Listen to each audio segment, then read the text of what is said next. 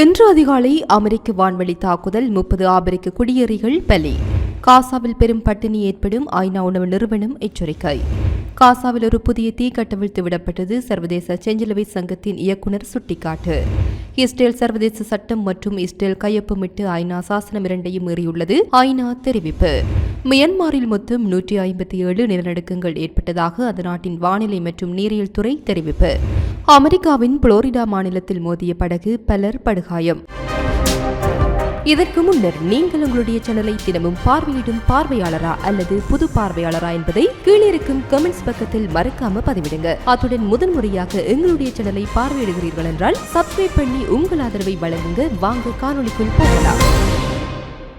வடக்கு ஏமனின் பெரும்பகுதியை கட்டுப்படுத்தும் கவுதிகள் வடக்கு மாகாணமான சாடாவில் உள்ள ஒரு தடுப்பு மையத்தின் மீது இன்று அதிகாலை அமெரிக்க வான்வழி தாக்குதலில் குறைந்தது 30 ஆபிரிக்க குடியேறிகள் கொல்லப்பட்டதாகவும் 50 பேர் காயமடைந்ததாகவும் ஆரம்ப மதிப்பீட்டில் தெரிவித்தனர். மீட்பு குழுக்கள் தொடர்ந்து உயிர் பிழைத்தவர்களை தேடி வரும் நிலையில் இடிபாடுகளில் இருந்து 30 உடல்கள் மீட்கப்பட்டதாக கவுதிகள் நடத்தும் அல்மசீரா தொலைக்காட்சி செய்தி வெளியிட்டுள்ளது. காயமடைந்த மற்ற 50 பேர் சட்டவிரோத ஆபிரிக்க குடியேறிகள் மருத்துவமனைகளுக்கு கொண்டு செல்லப்பட்டதாக தொலைக்காட்சி சேனல் மேலும் குறிப்பிட்டுள்ளது.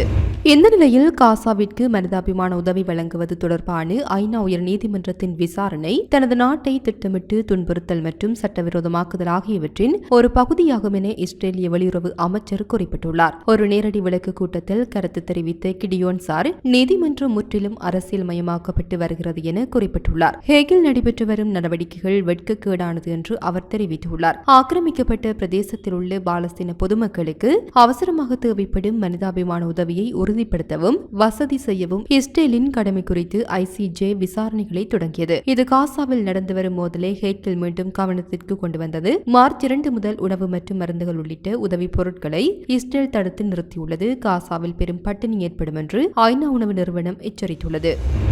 தோகோவில் நடைபெற்ற வருடாந்திர உலகளாவிய பாதுகாப்பு மன்றத்தில் சர்வதேச செஞ்சிலுவை சங்கத்தின் இயக்குநர் ஜெனரல் பியர் கிராகென் புல் கருத்து தெரிவிக்கையில், காசா மிகப்பெரிய அளவில் மரணம், காயம், பல இடப்பெயர்வுகள், உடல் உறுப்புகளை துண்டித்தல், பிரித்தல், காணாமல் போதல், பட்டினி மற்றும் உதவி மற்றும் கண்ணிய மறுப்பு ஆகியவற்றை அனுபவித்து வருகிறது. மேலும் மிக முக்கியமான போர் நிறுத்தம் மக்களை மோசமான நிலையிலிருந்து தப்பித்ததாக நம்ப வைத்த போது ஒரு புதிய தீ கட்டவிழ்த்து விடப்பட்டது என்று அவர் கூறினார். இதில் முடிவில்லாத கனவை எதிர்கொள்ளும் இஸ்ரேலிய பணிய கைதிகள் குடும்பங்களின் அதிர்ச்சியும் பாலஸ்தீனிய கைதிகளின் குடும்பங்களின் அதிர்ச்சியும் அடங்கும். காசாவில் 400க்கும் மேற்பட்ட உதவி பணியாளர்கள் மற்றும் 1000 சுகாதார பணியாளர்கள் கொல்லப்பட்டனர். இதில் செஞ்சிலுவை சங்கம் மற்றும் செம்பறை இயக்கத்தை சேர்ந்த 36 பேர் அடங்குவர் என்று அவர் கூறினார். இந்த திகழ் மற்றும் மனிதாபிமானமற்ற தன்மை வரவிருக்கும் பல தசாப்தங்களுக்கு நம்மை வேட்டையாடும் என தெரிவித்துள்ளார்.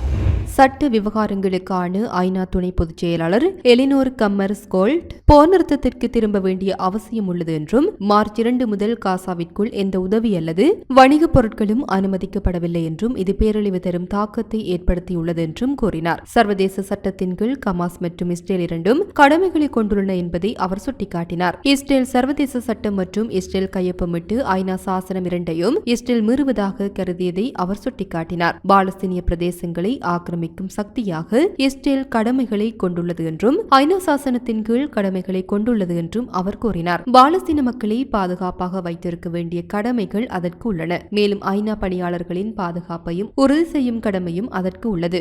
UNRWAக்கு எதிரான நெசட் விதிகள் மற்றும் தீர்ப்புகள் பாலஸ்தீன பிரதேசத்தின் மீது இஸ்ரேல் இறையாண்மையை பயன்படுத்துவதாக தோன்றுவதால் இஸ்ரேல் பல்வேறு ஒப்பந்தங்களை மீறுகிறது என்று அவர் மேலும் கூறினார். காசா மீதான பேரழிவு தரும் இஸ்ரேலிய வான்வழி தாக்குதல்கள் தொடர்கின்றன என்றும், உதவிக்கான தேவை வியத்தகு முறையில் அதிகரித்து வரும் நிலையில் ஐநா காசாவில் அதன் இருப்பை குறைக்க வேண்டிய கட்டாயத்தில் உள்ளது என்றும் அவர் கூறினார்.